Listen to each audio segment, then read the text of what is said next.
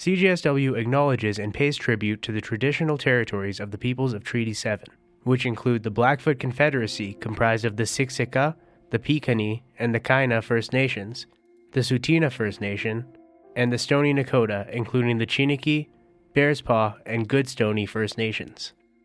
The city of Calgary is also home to the Métis Nation within Alberta, including Nose Hill Métis District 5 and Elbow Métis District 6. CJSW 90.9 FM is located on the University of Calgary campus, which is situated on land northwest of where the Bow River meets the Elbow River, a site traditionally known as Mohkinstsis to the Blackfoot, Witchuspa to the Stoney Nakoda, and Gusitsi to the Tsuut'ina.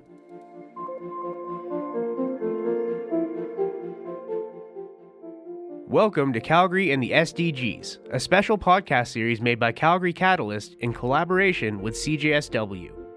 This series explores how Calgary connects to the United Nations Sustainable Development Goals, known as SDGs for short, through local perspectives and the real-world impact of actions in our city.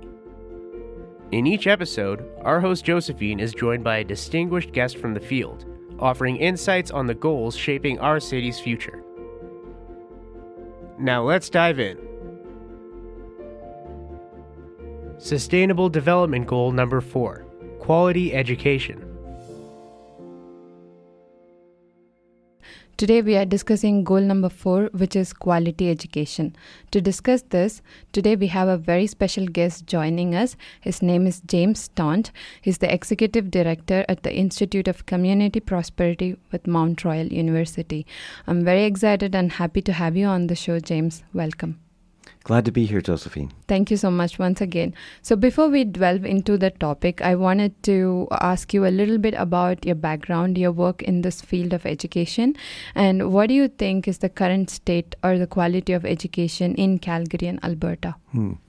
Yeah, so I work at an institute that is meant to be a kind of a membrane between academia and the broader community. We recognize that the learning experience for students is greatly enriched by access to learning opportunities outside of the classroom, outside of the campus.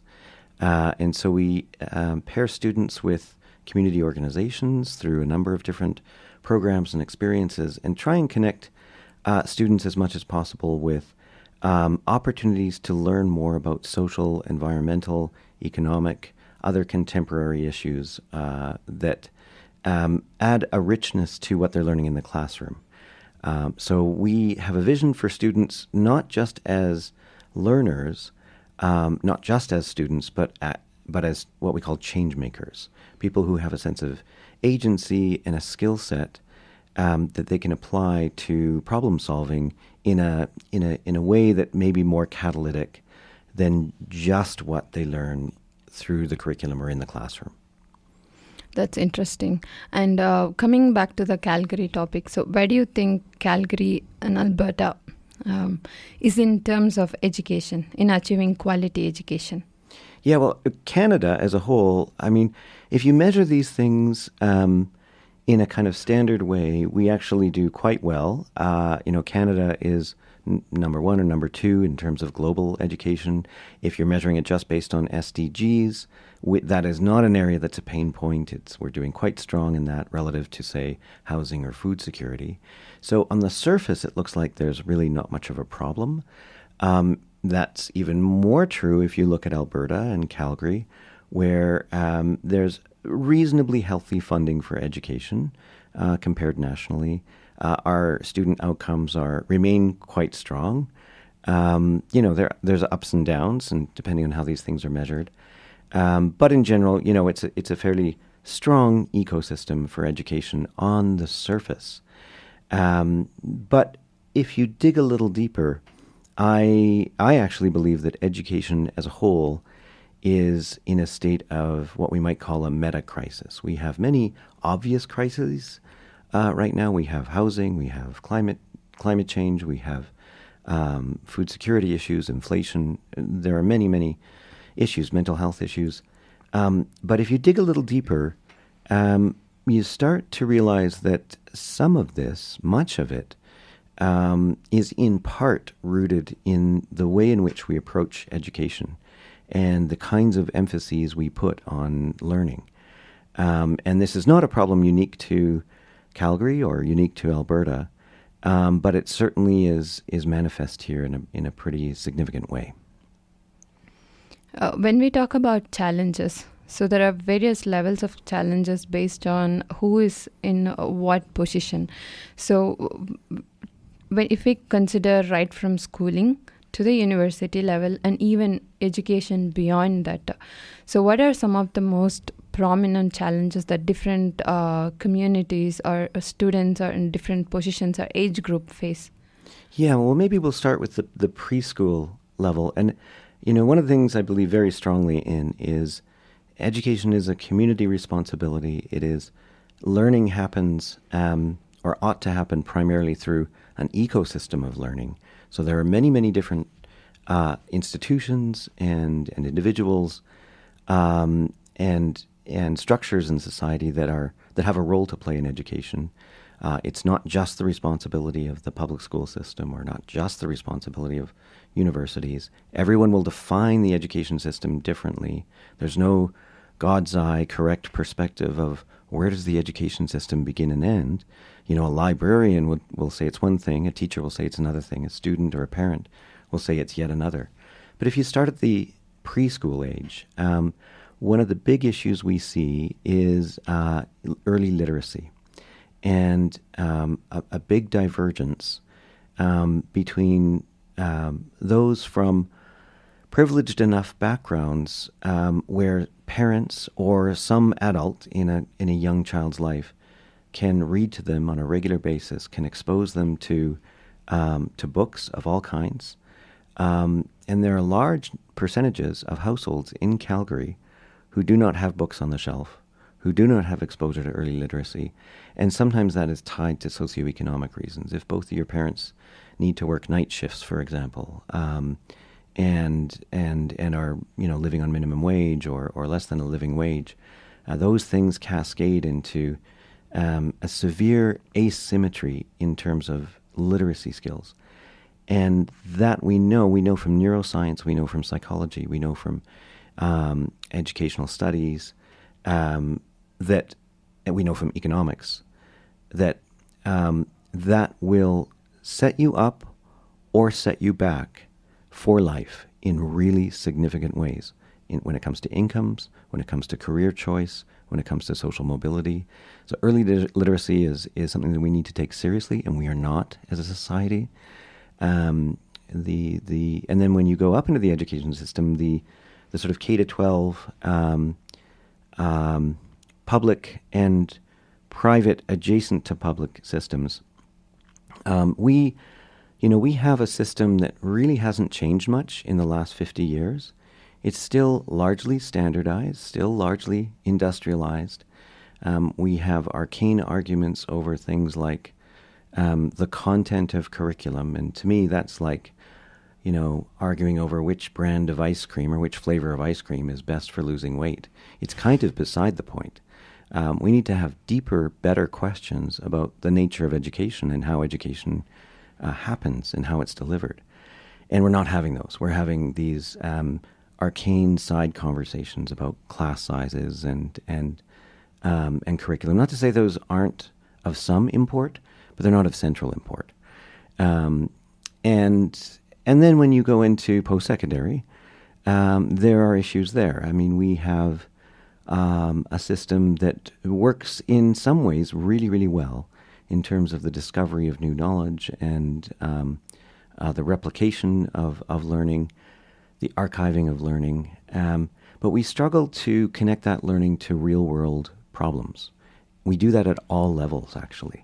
So, how many people actually know about the SDGs? Well, I can tell you, almost nobody.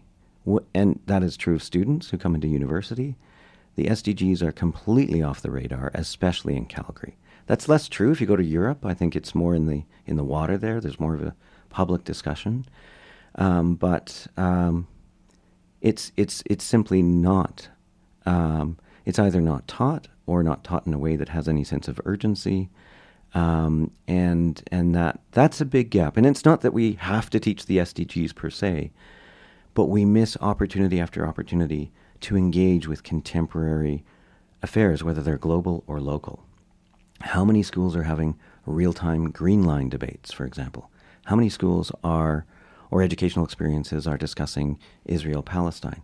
Well, most run for the hills. They're afraid of engaging because people are afraid that feelings will get hurt or people will get sued or who knows. And we are robbing our children of a much richer opportunity to engage with the world. And thank you for outlining those points. It is very eye-opening to know that how from the ground level, even from early literacy, how the education choices or the situations that students are in could shape their entire career or the path that they would take for growth. As we move on, I wanted to know your perspective on when it comes to equality in education or inclusion in education. Do you think that there are fair opportunities for all sectors of the society to be equally participated in education in Calgary or Alberta? No, I don't. I think that Alberta has moved to a highly stratified, asymmetric access to education system. So, if you wind the clock back to say the 1980s, there were very few private schools. They were really only for the super elite. They were not something that was a mainstream option in the slightest.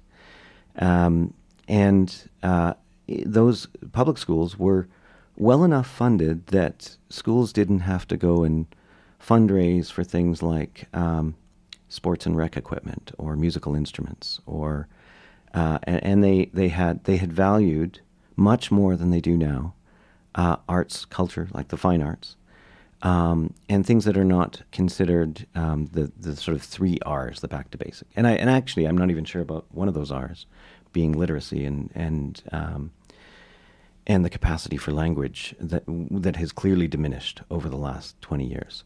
So we have an inequity in social mobility as a result of an underfunded public system, an under-resourced public system, and an over-policed public system, and a heterodoxy of other options, some of which I'm sure have really interesting approaches and really interesting curricula, and are based on, I'm sure, quite sound approaches to pedagogy in some cases.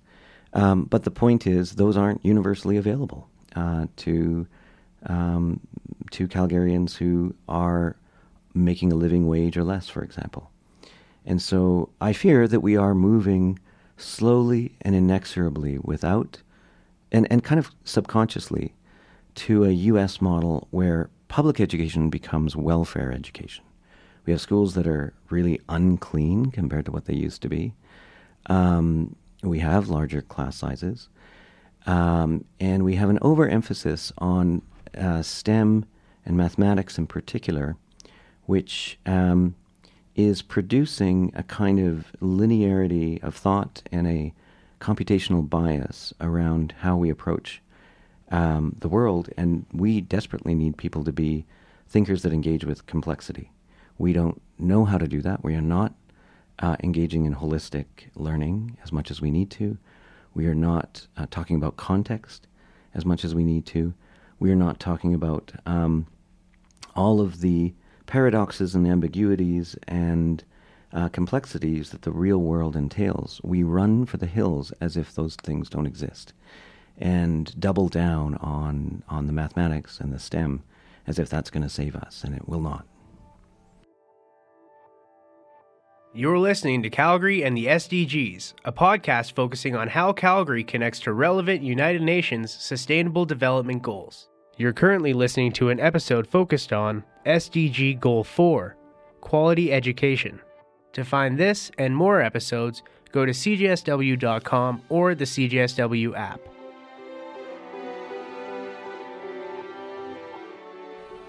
That's a very different perspective for me to know that first time, to see education through different lenses, and it's very enlightening. Thank you for sharing about that.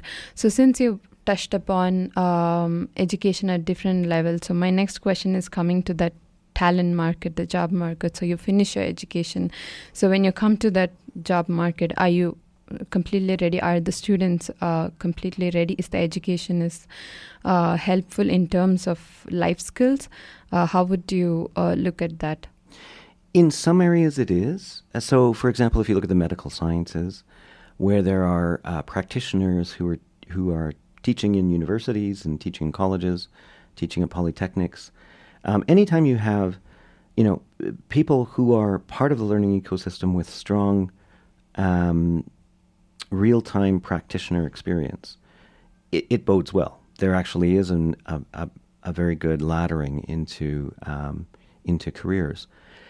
But in huge areas of post-secondary learning, and you could even extend this to high school level learning, there isn't enough care and attention paid to that. And I'm not one, I don't think the function of university is just to produce jobs or employable students. It has many functions. It's about becoming effective citizens. It's about becoming critical thinkers. It's about becoming well-rounded, thoughtful individuals who can advance progress in society in all ways. So yeah, getting a job is one objective. It's not the only objective. But we sometimes, I think, underrate and undervalue that, especially in the social sciences, in the humanities, in the pure sciences. And we need to be really conscious that in all of our learning ecosystems, there should be opportunities for students and encouragement for students to engage in, whether it's work-integrated learning, whether it's co-ops, internships, work placements, field schools, co-curricular experiences that are rich and interesting. We run a program, for example, called Map the System, which is a systems, a way to understand the world through a systems lens. But there's others that run things that are, business plan competitions or case competitions. Those things are really, really important for students both to build their CV, to build their networks, but also just to get out of the classroom environment and be encouraged to think in a different way, in a very uncomfortable way. And some of those are like what we might call soft skills. They're just the skills of engaging in the wider world. How do you set meetings? The interview we're doing right now, this whole skill of what you are doing is the kind of thing that students should have every opportunity to lean into and to gain experience doing. Because the kinds of skills you build here are very different than what you build in the classroom. And they, you may end up working in radio or not, but it doesn't really matter because this will set you up for all kinds of careers. And no, we don't value that. We don't fund it. My institute is not funded by government at all. We have to go fundraise every single year from philanthropy, from corporations, from fee-for-service activities. And it allows us a lot of freedom. But on the other hand, it's emphatically seen as optional and on the side. And we like to believe that we are integral to helping students ladder into promising and fulfilling careers. That is interesting.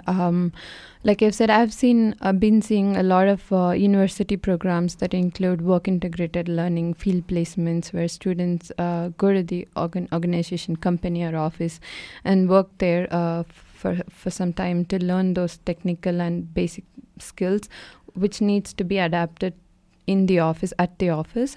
So that's an important point. On that note, I would also like to know, learning goes on for life. So I believe in lifelong learning. So when it comes to that lifelong learning, what are some of the opportunities that everybody has in Calgary or Alberta? So be it privately owned or even from their own pockets or in some of the publicly available opportunities? Yeah, I think lifelong learning is every bit as important as it used to be, if not more so. We live in an era that is sometimes referred to as the Great Acceleration. So the era after World War II, where each subsequent decade feels like it's speeding up, feels like every time is going faster, everything's moving faster. The rate of technology change is accelerating. Certainly the onset of AI is a big part of that.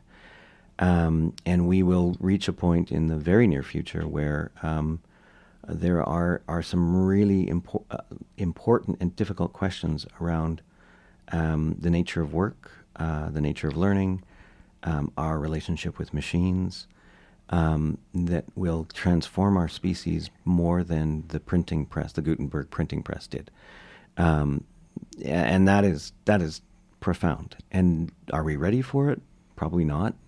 And so how do we get ready for it? We all have to engage in learning, and we have to develop habits and intentionality around lifelong learning, and that runs the gamut from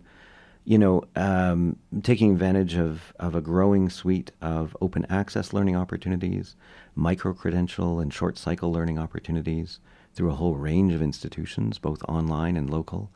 There are certainly reskilling and upskilling opportunities that are locally available that are fantastic. Inception U, which is based at the local public library, is a great example of helping older learners learn about technology, learning about coding and programming, and do it in a very effective and relatively rapid way. So, yeah, I mean, the good news is we have an information ecosystem today that is richer than at any other time in human history and more accessible than any other time in human history. I mean, there's also disinformation, there's also misinformation. The information ecosystem is complex. You can't, in the old days, you would read a newspaper in the morning or, watch the evening news, and you had some reasonable confidence that professional journalists were able to vet, interpret, and relay the news in a roughly reliable kind of way.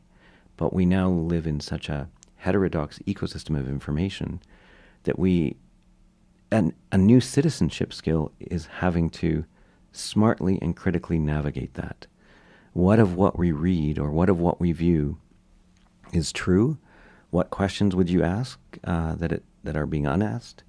And even with mainstream media, I mean, mainstream media is increasingly staffed by junior, less well-paid people, not lifelong journalists with gobs and gobs of experience. And so sometimes, you read news stories that I know are simply just copy and pasted from press releases from whoever issued it, or barely edited. And so even with mainstream media, you cannot be as relaxed and uncritical as we used to have the luxury of being. So it's a very long answer to say it's complicated and it's complex. And there is no easy answer. There is no magic bullet solution. But we all need to make efforts to ensure that we're continuing to learn about the world that is changing rapidly around us. Yeah, I love that. I love the fact that we have the greatest advantage of information right at our fingertips, and it is up to us to use it to grow our potential and to excel in whatever we are doing. And there is also the opportunity or the chance to choose what kind of information we consume and how we could use it. One of my favorite sources is YouTube. You could learn a lot of courses, unpaid courses for free. Like there are so many people who are teaching from their own experiences, from what they've learned so far and whatever they're doing. So I really think there are great platforms out there, and it's everyone's choice to use it to grow their potential. Since we spoke about the changing world, my next question is that how the changing economies or the policies, the economics, even the trends, innovation, and technology shape the quality of education for what it is currently? Yeah, I mean, I agree with you on the YouTube point. I think Wikipedia is another example where, and by the way, Wikipedia is a nonprofit. It's a nonprofit foundation. It's not a commercial enterprise. If it ever went commercial, and I hope it never does, it would be, as its IPO would be in the many tens of billions of dollars, because it is a rich trove of information and data that Wikipedia has, to its enduring credit, made open access and in the public domain. And it's one of the few examples that came out of Silicon Valley that have done that. YouTube is also, I mean, on balance, I think it is a force for good. It is so rich with learning opportunities if you know how to find them, I'll give you one example. I love there's a PBS series called Eons that's all about, deep time and geology and early life and evolution. That is fantastic series. And but what sometimes happens with YouTube, as with all of these sort of social media platforms, is they push you into filter bubbles so quickly, and the kind of algorithmic biases that are involved. So, for example, if you look on YouTube for mental health or anxiety support, it's 2 or 3 clicks away, you will be starting to be fed Jordan Peterson interviews, for example. And then, okay, well, you'll engage with a couple of those. 2 or 3 clicks away, you're full-on QAnon, deep conspiratorial kinds of quite socially destructive, socially maladaptive kinds of discourses that are, and so here you are, dealing with a mental health issue. You may not have the resources to seek professional help, or you may perceive that those resources don't exist, or you may be stigmatized or whatever, and you're relying on these social media channels, and there is good help out there on social media too that will help build empathy, help build a sense that I'm not alone. But because of some of those algorithmic channelings, you can quickly end up in some pretty dark spaces, and that is something that we need to be highly literate around and cautious around as a society.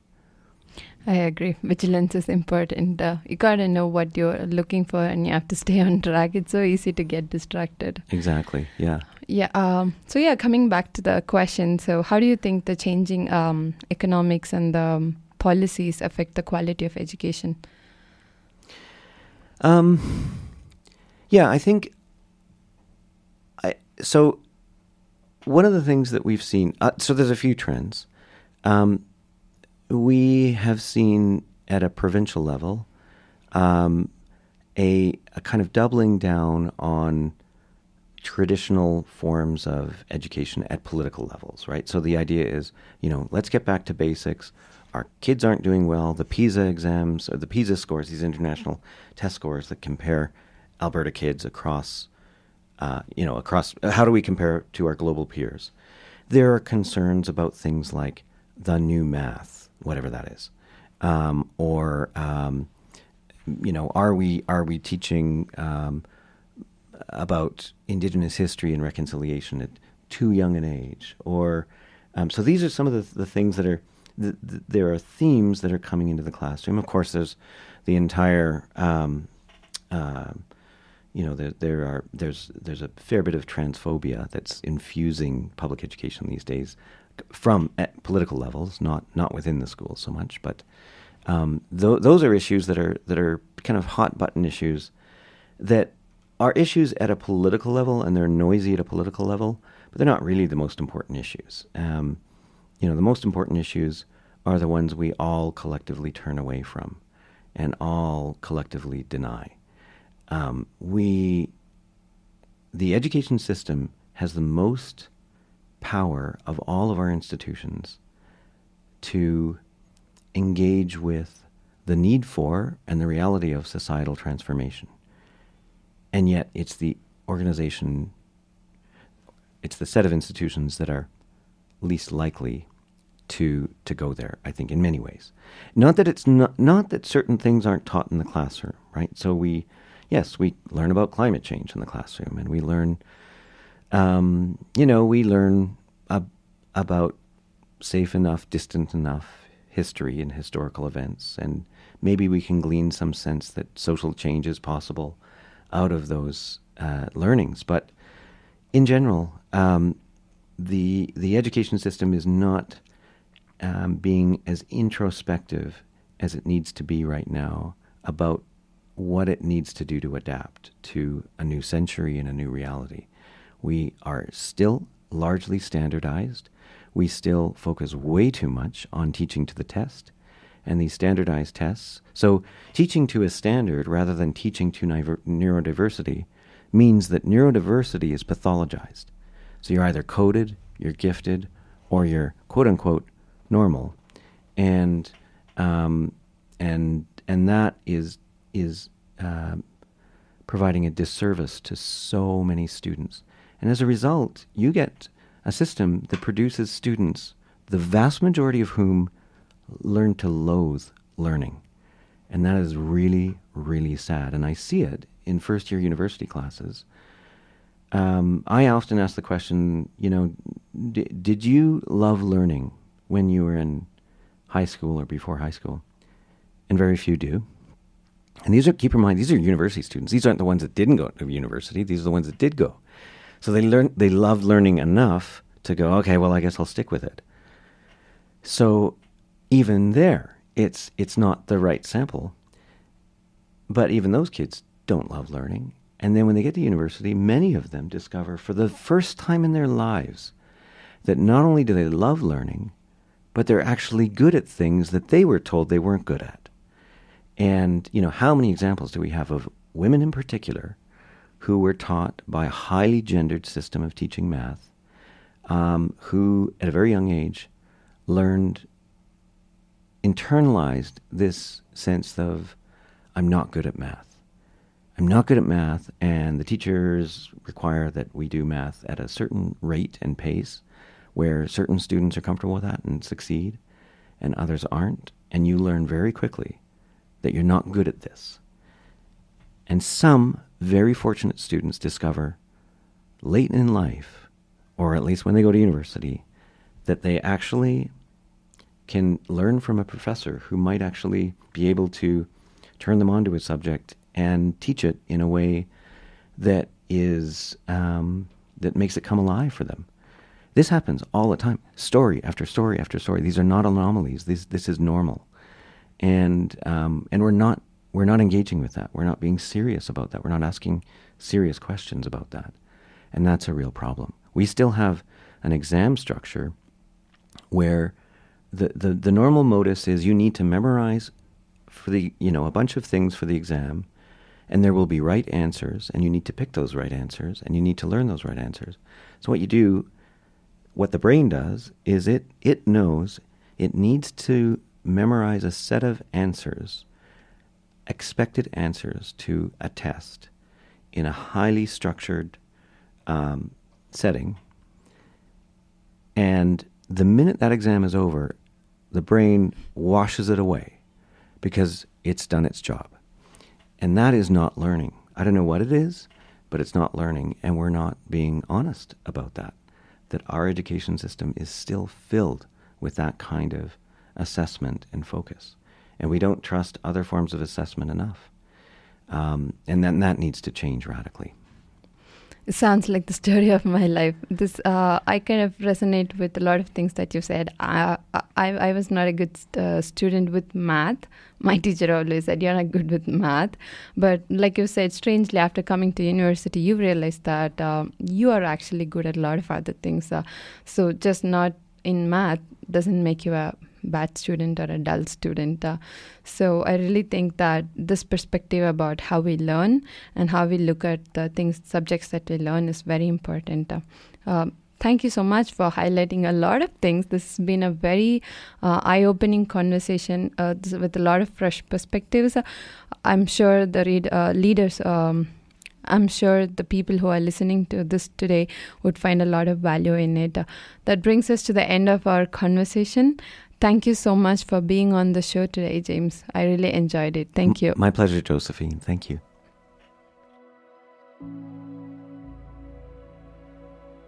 This concludes this episode of Calgary and the SDGs. To listen back to this conversation and find more episodes from the series covering other SDGs, visit cjsw.com or download the CJSW app.